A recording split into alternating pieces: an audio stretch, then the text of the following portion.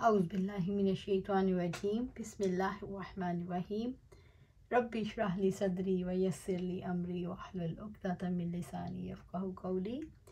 والدین کے ساتھ حسن سلوک کرنے میں ایک جذبہ رکاوٹ بنتا ہے۔ جانتے ہیں وہ کون سا جذبہ ہے؟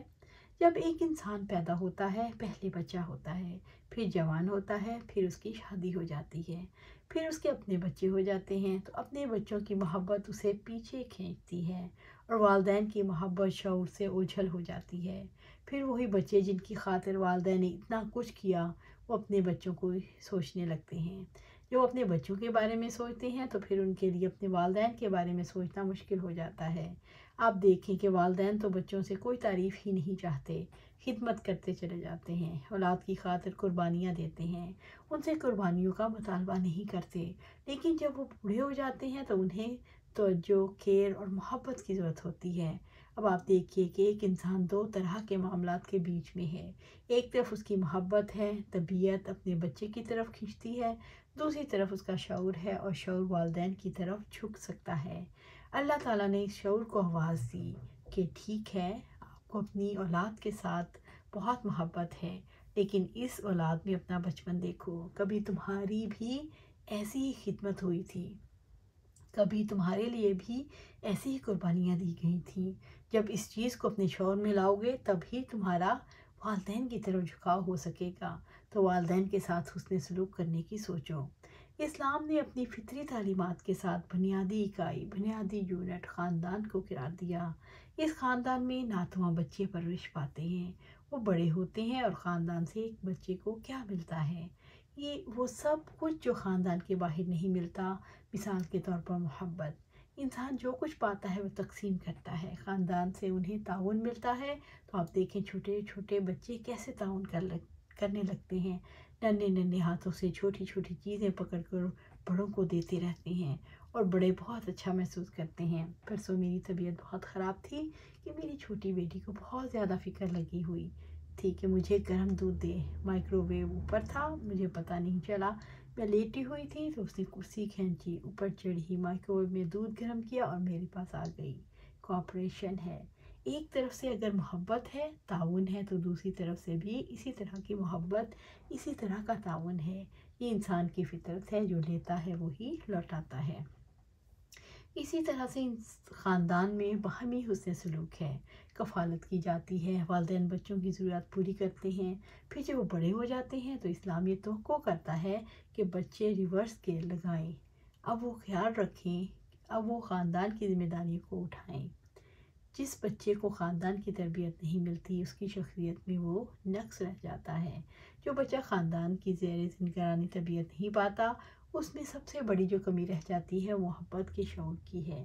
اسی وجہ سے جو بچے ہاسٹل میں پروان چڑھتے ہیں یا بہت ابتدائی عمر میں جن کے والدین وفات پا جاتے ہیں یا کسی اور ناگزیر مجبوری کے تحت جو بچے اپنے والدین کے ساتھ نہیں رہ سکتے، ان کے اندر محبت کی شعوری کمی ہوتی ہے۔ یہ ایک شخصیت کا بڑا نقص ہے، بہت بڑی کمی ہے، کیونکہ جس انسان کو محبت کا شعور نہیں، وہ محبت کی قدر بھی نہیں کر سکتا۔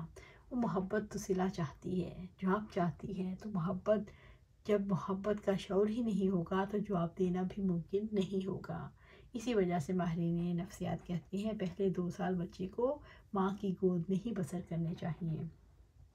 ماں کا دودھ اور اس کی گود یہ قدرتی انتظامات ہیں اس محبت کے شعور کو پیدا کرنے کے لیے۔ پھر آپ دیکھیں بچہ ماں کی گود کو کسی سے بانٹنا نہیں چاہتا۔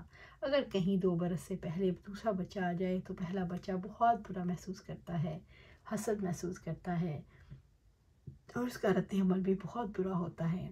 آپ کسی نرسری یا یتیم خانے کا تصور اپنے ذہن میں لائیں، جہاں بچوں کو مصنوعی انداز میں پروان چڑھایا جاتا ہے، مصنوعی ماں بچوں کا خیال رکھتی ہے، وہاں کیا صورتحال ہوتی ہے؟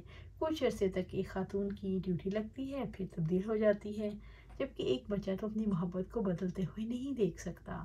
پھر اس طرح جب بچے ایک مصنوعی ماں کی ڈیوٹی لگی ہوتی ہے تو اس کے ساتھ بھی بہت سارے دوسرے بچے بھی شامل ہوتے ہیں، تو بچے حسد سیکھتے ہیں، بغض سیکھتے ہیں، کینہ سیکھتے ہیں، محبت کا شعور انہیں نہیں ملتا۔ کتنا فطری نظام ہے جو اسلام نے بنایا۔ ایک خاندان کے اندر ایک ماں، ایک باپ، اس کے اندر ان کے زیر نگرانی بچے اور بچے بھی تربیت کے ساتھ آتے ہیں۔ اگر بچے کو دودھ کا حق دیا جائے تو ان میں قدرتی طور پر جو وقفہ آتا ہے وہ تقریباً 3 برس کا ہے، تو آپ دیکھیں گے ایک بچے کو 2 برس کے بعد اور 1 برس بھی گزرنے کا موقع ملتا ہے، یوں اس کے جذباتی حالات نارمل ہو جاتے ہیں اور محبت کا گہرا شعور ان دنوں میں اپنی ماں سے سیکھتا ہے۔ باپ سے کوئی کیا کچھ سیکھے، ایک دوسرے کے ساتھ تعاون کرنا، چھوٹی چھوٹی چیزوں کا خیال رکھنا، یوں محبت پروان چڑھتی ہے۔ یہی انسانیت ہے۔ انسانیت کو پروان چڑھانے کے لیے بھی والدین اپنا کردار ادا کرتے ہیں اور اس کا فرض چکانے کے لیے اولاد والدین کی خدمت کرتی ہے۔ یہ قرض ہر ایک کے کندھوں پر ہے، جو لیا ہے، جتنا لیا ہے اس کو واپس بھی لوٹانا ہے۔ اسی طرح ہم دیکھتے ہیں کہ مضبوط شخصیات خاندان کی زیر نگرانی ہی پروان چڑھ سکتی ہیں، اس لیے خاندان کی نرسری کو اللہ تعالیٰ نے ضروری قرار دیا ہے۔ یہاں پر اس کا حوالہ فرمایا ہے، حملتہ امہ کرہا، اس ماں نے مشقت اٹھا کر اس کو اپنے پیٹ میں رکھا۔ یہ ایک بچے کی بنیاد رکھی ہے، اس کی ماں نے۔ مشقت تو بہت ہے، تکلیف بہت ہے، لیکن ماں کتنی خوشی خوشی برداشت کرتی ہے۔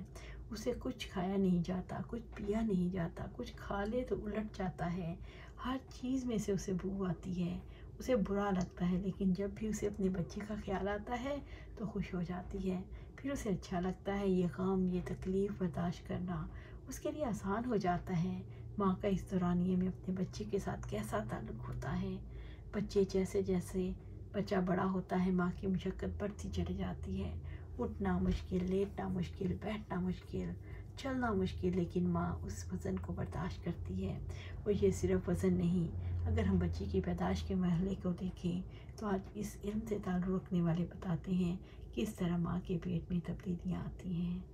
آج یہیں پر ہم اس کا اختتام کرتے ہیں اور اللہ سے دعا کرتے ہیں کہ ہمیں اپنے والدین کے ساتھ حسن سلوک کرنے کی توفیق دے۔ اگر وہ زندہ ہیں تو حسن سلوک کریں، اگر نہیں ہیں تو ان کے لیے دعا کریں کہ اللہ سبحانہ تعالیٰ ان کی اگلی منزلیں آسان کرے، قبر میں ان کے لیے جنت کے باغات میں سے ایک باغ مقرر فرما دے اور آخرت میں جنت الفردوس میں جگہ عطا فرمائے۔